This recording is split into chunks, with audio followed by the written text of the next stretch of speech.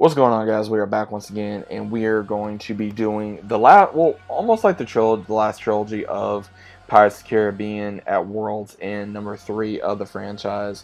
Now, this film, I remember when it came out in '07, is on Disney Plus right now, so if you guys want to check it out. This movie, again, was like the be-all, end-all at one point. I remember when the trailer came out, it was absolutely amazing.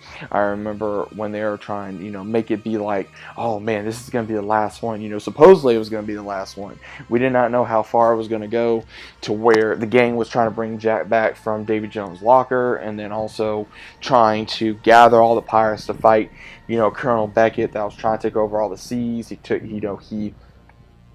got the heart of Davy Jones at the end of the last film, and then it was just like, okay, Jones is killing all the enemies, all the pirates, so that way Beckett can control the remainder of all the ships. And of course, Barbossa returns as well at the very end of the second film, somehow being alive. And so, between Elizabeth, Will, Barbossa, and all the other crew that was on Jack's crew, makes this daring journey to go get him back from Davy Jones' locker. And we even get to see that Tia Toma throughout the film. She's hiding a secret, and then we finally realize that she is Calypso, the goddess that Davy Jones fell in love with, that he gave his heart to, and that's where he got cursed because he was wanting to be with her. She was not there when he was going to be with her, and that's how it started the whole curse. And at the same time, it goes through here of different parts within the film that makes you kind of guess, okay, what's going to happen.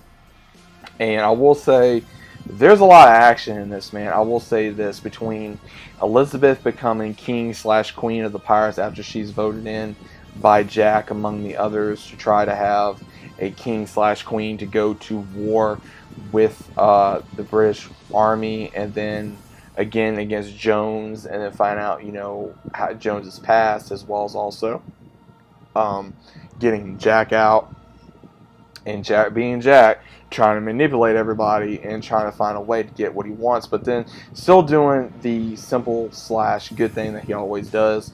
And I will say that even Will kind of comes in and he wants to make a deal with everybody like Jack would, to make sure one, he earns as far as freedom, and also of course the same thing for him and Elizabeth, which is again something that we all knew was going to happen.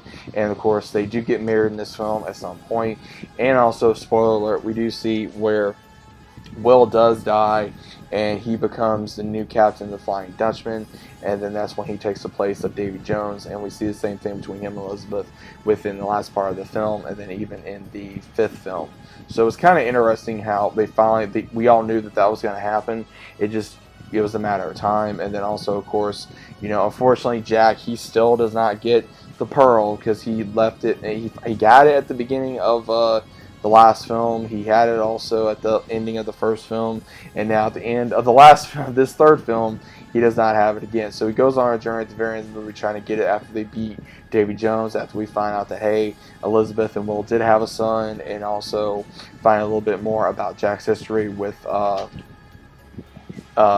Beckett, and then also going through the journey of trying to deal with all these ones that are trying to not only go up against Beckett and Davy Jones and the rest of the Royal Navy, but then also trying to help the rest of the pirates to make sure, one, that they're able to survive and be able to fight. And I will say probably one of the best moments in the film is seeing the Black Pearl go and raise a fat flag, again, no pun intended, to see them go up against all the British Navy, and then them fighting Davy Jones. And then also, some of the comments that was in here, with Jack in the locker and not being able to distinguish from his own mind to reality, and kind of wondering exactly what's going on. And then also, finding out what's going to happen with the rest of the characters and how's that's going to attend. And then also, of course, what is Calypso, what's her background, Norrington being reinstated as a captain/royal soldier, and then him even now choosing one side and then going back to another side as well.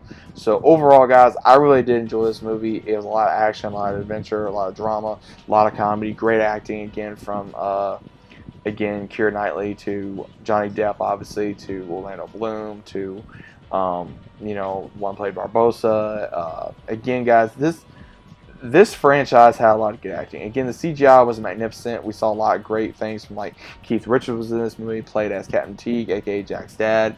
We saw Bill Nighy return as Davy Jones. We got Jeffrey Rush as Barbossa. So we had a lot of good actors in this film. So if you guys have never seen this film, definitely check it out. It is worth it. It is a good film. It is worth a laugh. It is a good story, and do get your film out of the film. So again, if you guys have never seen the third movie of Pirates of the Caribbean, definitely check it out. Pirates of the Caribbean: A World's End. It's on Disney Plus right now. It's about almost 3 hours long.